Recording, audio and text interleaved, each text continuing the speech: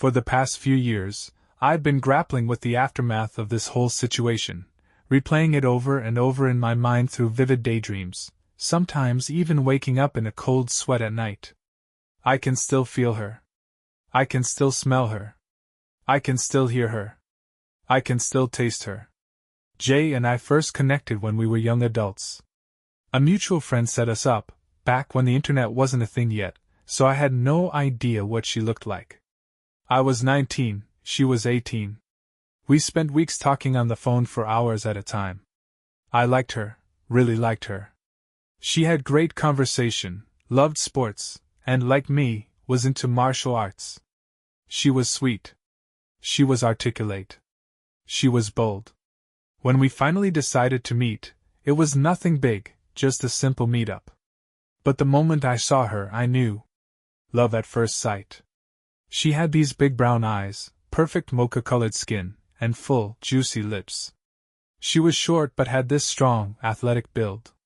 From that very first meeting, I just knew this was gonna be something. And the next few times we saw each other, it was. That 4th of July, we spent the whole day together at her place in her neighborhood. She lived in the wealthy part of Clovis, which was a huge contrast to the lower middle-class area I grew up in. I remember sitting with her, watching the fireworks, and then things got intense, passionate. It was the kind of night any young man would dream of. It almost felt too good to be real. But with school starting up soon for both of us, I figured it was best to let it go. I still remember how she cried when I told her.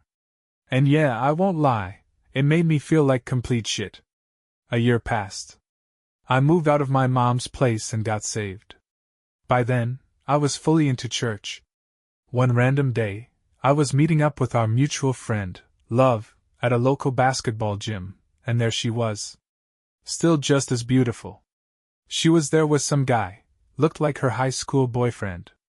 A football player from our junior college. Tall, strong, athletic. But none of that mattered.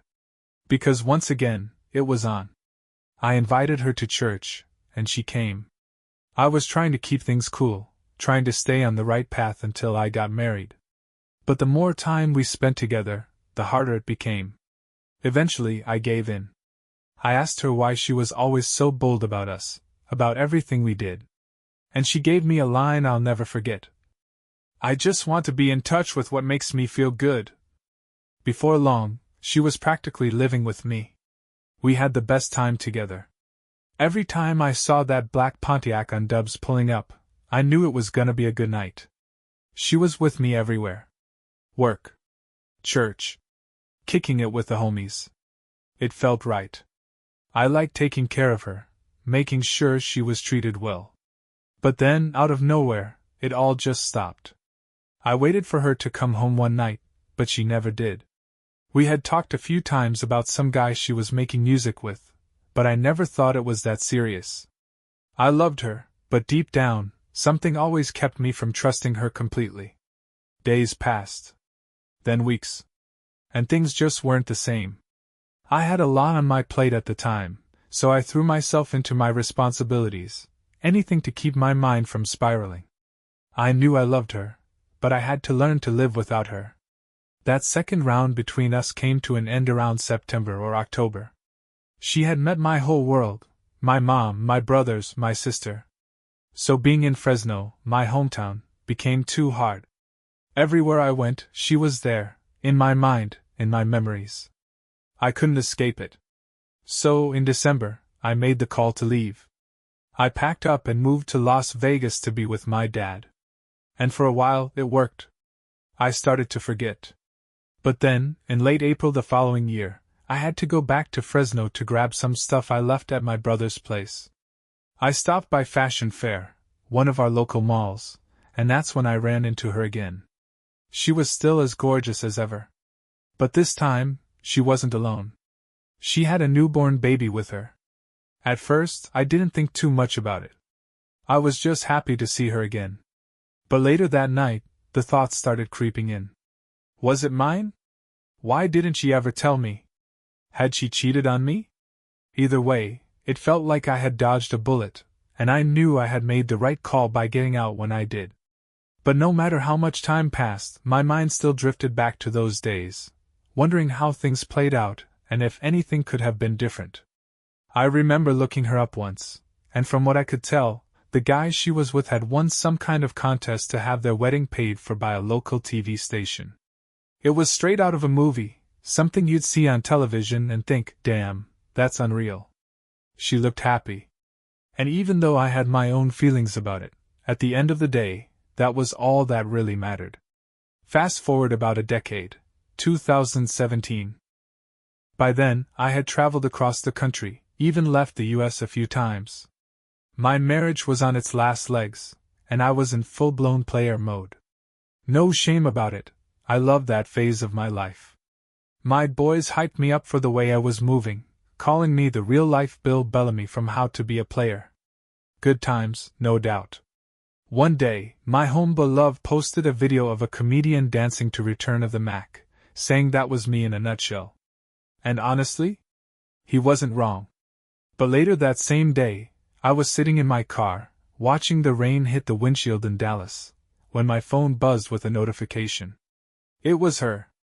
For a moment, I felt a wave of nervous energy rush through me.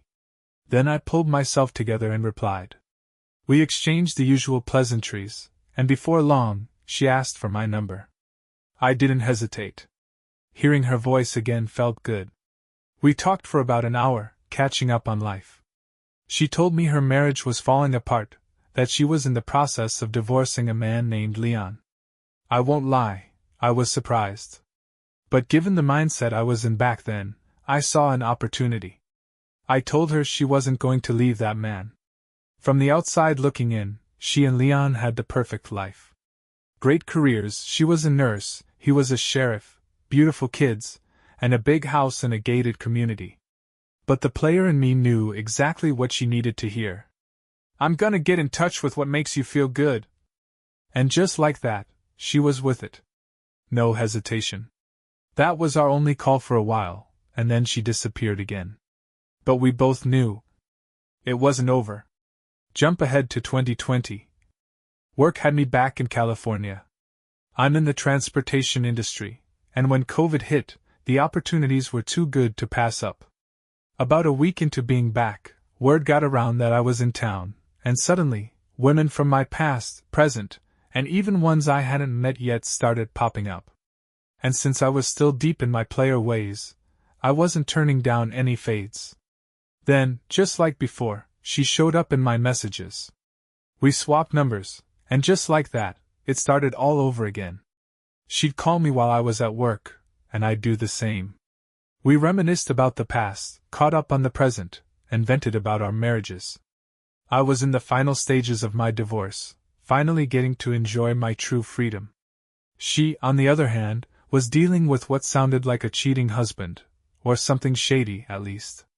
But to be honest, I didn't care. It just felt good to talk to her again. As the days passed, our conversations got deeper, more intense. At some point, I asked for pictures. Show me something. She didn't disappoint. Still stunning. Same mocha brown skin, same big, beautiful eyes, same A1 smile. She was the standard I measured other women by. And now? She had grown into her full-grown woman body, every curve more enticing than before.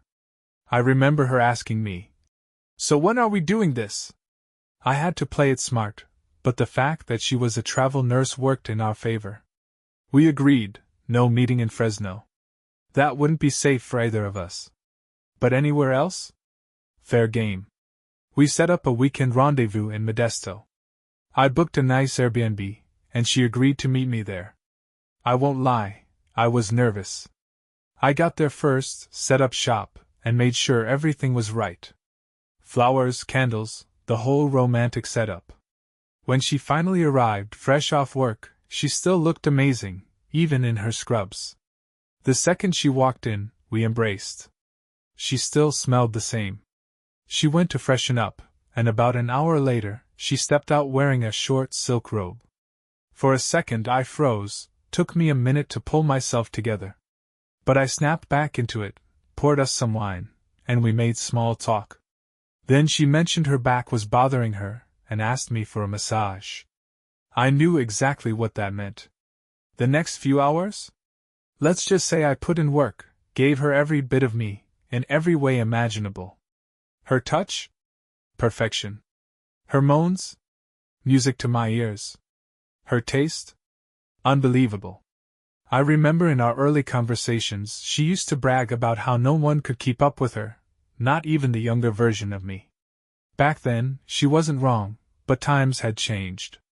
Being with her again just felt right. This was the first woman I had ever spent the night with, and now, years later, here we were, back in each other's arms.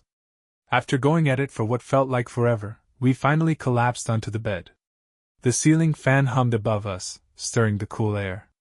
At some point, I got up to check my phone, which was charging next to hers. As I reached for it, a message popped up on her screen. It was from baby girl. "Mommy, I miss you." I let out a quiet sigh, then slipped back into bed and pulled her close.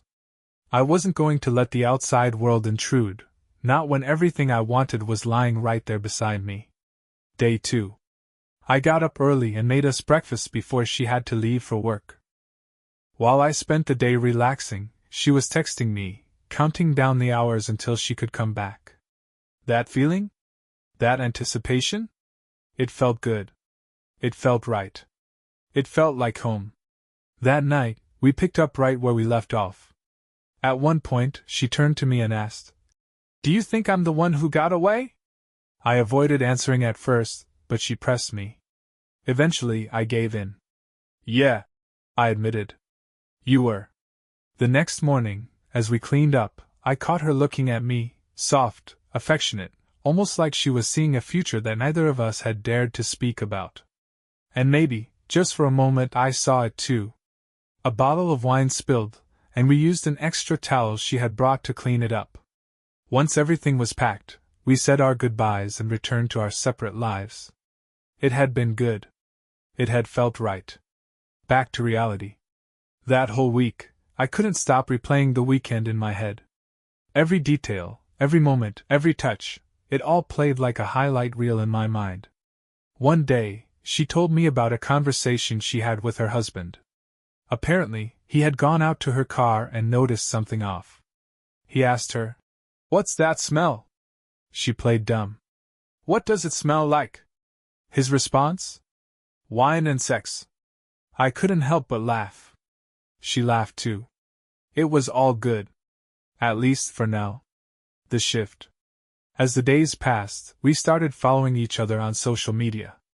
I had a big female following despite my bold, unapologetic, Kevin Samuels-esque takes on relationships. I'd get online, talking my usual smack, stirring the pot, and entertaining the women in my comments. And that's when things started to change. I noticed a shift in her. She started asking questions. "Who is she? Why do you talk like that?" The audacity, but I let it slide. We had already made plans to meet again in Modesto, and this time, I went all out. I booked an even nicer Airbnb, something next level. When we finally arrived after long workdays, we were both exhausted, but still just as eager as before.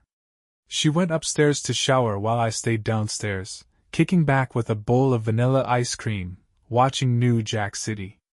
A little while later, she walked down in a robe, black bra, and matching panties. I won't lie, at that moment, I felt like Nino Brown himself. It was a New Jack City kind of night. And right then and there, the world was mine. I took her upstairs to the master bedroom and, once again, put in work like my life depended on it. By Friday morning, she was off to work, and I had the whole city to myself. I spent the day enjoying my time off, scrolling through social media. For some reason, the women were coming at me harder than usual, flirting left and right.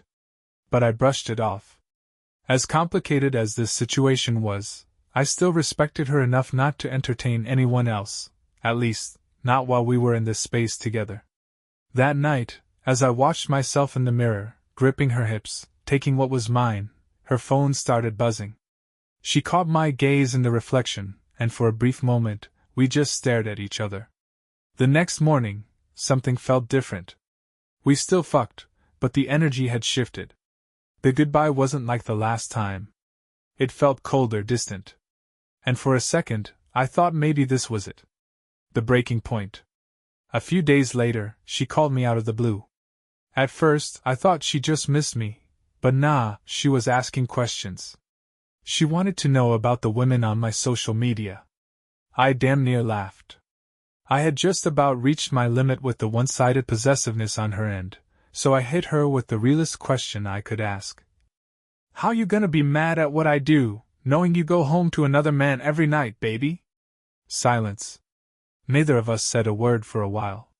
Then the call ended, just like that. Afterward, I couldn't stop thinking about her, not just who she was now, but who she used to be. I thought about that confident young woman I knew before and compared her to the version standing in front of me now. Still fine as hell, no doubt. But something was different. The spark wasn't as bright. Life had put some weight on her shoulders. And I couldn't help but wonder, what has he done to you? We all change. Time does that to people.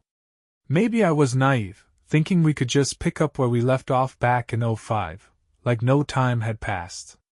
The violation. A week later, I was in Fresno for my off days, just kicking back. Got myself a room on the south side of town, just to get away.